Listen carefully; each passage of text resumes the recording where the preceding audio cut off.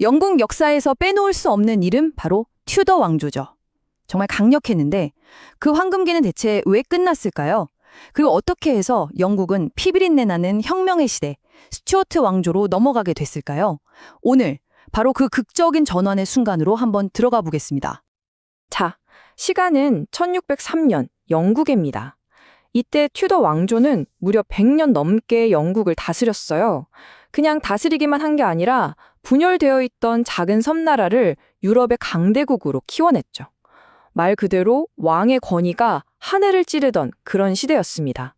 그들이 남긴 유산 정말 어마어마했죠. 튜더 왕조가 뭘 해냈는지 한번 볼까요? 먼저 나라 안에서는 맨날 싸우던 귀족들을 꽉 잡아서 왕권을 엄청나게 강화했고요. 밖으로는 우린 더 이상 교황 말 안 들어 하면서 독자적인 영국 국교회를 세웠죠. 이게 다가 아니에요. 당시 세계 최강으로 불리던 스페인의 부족 함대를 박살내고 바다의 주인이 됐습니다. 셰익스피어가 활동하던 문화의 황금기까지 열었으니 정말 대단하죠? 하지만 이 찬란했던 1108년의 영광도 결국 끝이 오고 맙니다. 그 끝의 중심에는 바로 튜더 왕조의 마지막 군주 엘리자베스 1세가 있었어요. 여러분도 들어보셨을 나는 국가와 결혼했다. 이 유명한 말을 남기면서 평생을 독신으로 살았잖아요. 바로 그게 문제였습니다. 직계 후계자가 없는 상태로 여왕이 세상을 떠나니까 튜더의 핏줄이 딱 끊겨버린 거죠. 이제 누가 왕이 되느냐, 이게 엄청난 문제로 떠오른 겁니다. 자, 그럼 이 엄청난 왕좌는 대체 누가 차지했을까요? 정말 뜻밖의 인물입니다. 잉글랜드의 오랜 숙적이었던 스코틀랜드의 왕 제임스 6세였거든요. 알고 보니 이 사람이 예전에 엘리자베스 1세가 처형했던 그 비운의 여왕 메리 스튜어트의 아들이었어요. 이런 기막힌 인연으로 그가 잉글랜드의 제임스 1세가 되면서 완전히 새로운 시대, 바로 스튜어트 왕조가 시작됩니다. 그런데 말이죠. 제임스 1세의 등장은 처음부터 삐걱거릴 수밖에 없었어요. 왜냐하면 그가 평생 다스렸던 스코틀랜드랑 잉글랜드는 완전히 다른 나라였거든요. 스코틀랜드는 힘센 귀족들이 왕을 거의 휘두르다시피 하는 곳이었는데 잉글랜드는 뭐예요? 튜더 왕조가 만들어 놓은 강력한 왕이 의회를 꽉 쥐고 이끌어가는 나라였잖아요. 이건 뭐 물과 기름이 만난 격이죠. 그리고 바로 이 지점에서부터 스튜어트 시대 내내 영국을 뒤흔들었던 핵심 갈등이 시작됩니다. 바로 왕과 의회의 정면 충돌이죠. 제임스 1세는 왕권 신수설이라는 철석같이 믿었어요. 이게 뭐냐면 왕의 권력은 신한테서 바로 받은 거지 신하나 백성들한테서 받은 게 절대 아니라는 생각이에요. 그러니까 왕은 땅 위에 있는 신의 대리인이고 책임도 오직 신한테만 지면 된다는 거죠. 이 생각이 잉글랜드의 전통과는 완전히 부딪힐 수밖에 없었습니다.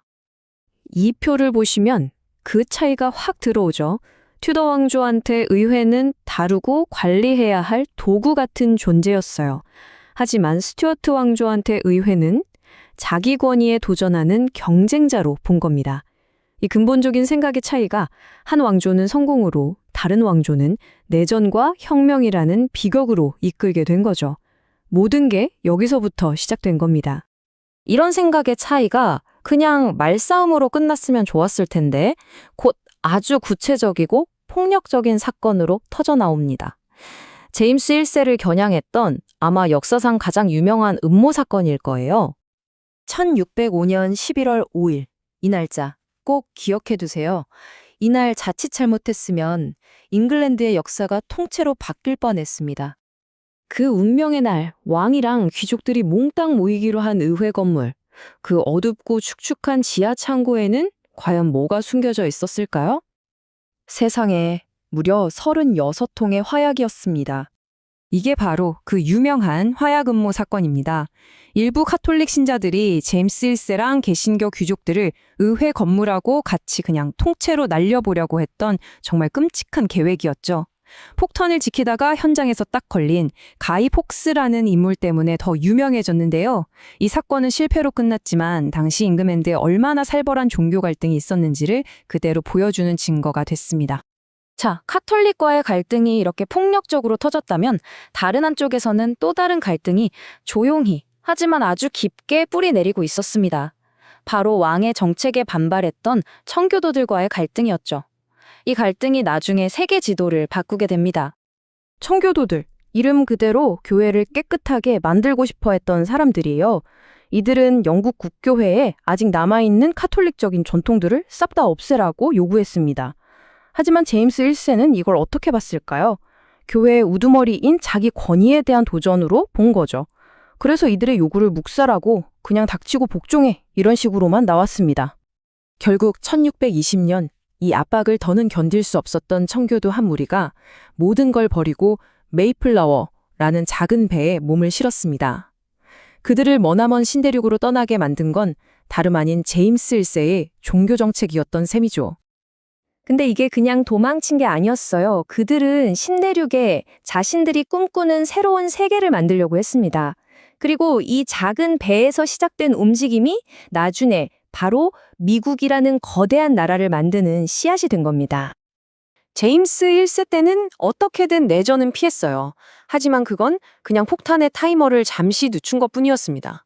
사실 그의 아들이 겪게 될 혁명의 불씨는 이미 그의 시대에 활활 타오르고 있었거든요.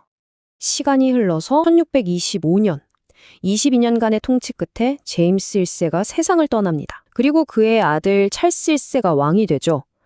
근데 뭘 물려받았냐? 왕관뿐만 아니라 아버지와 의회 사이의 이 시한폭탄 같은 갈등을 그대로 물려받은 겁니다. 결국 제임스 1세가 아들에게 남긴 건 분노로 부글부글 끓고 있는 왕국, 그리고 왕인 신이다라는 이 치명적인 믿음뿐이었어요. 이제 잉글랜드 내전이라는 비극의 무대는 완벽하게 차려진 셈이죠. 자, 한번 생각해 보세요. 왕은 스스로를 신이 보는 사람이라고 믿는데 사람들은 자신들에게도 권리가 있다고 믿어요. 이 둘이 정면으로 부딪히면 과연 누가, 그리고 무엇이 부러져야 할까요? 이 질문이야말로 스튜어트 시대를 이해하는 가장 중요한 열쇠입니다.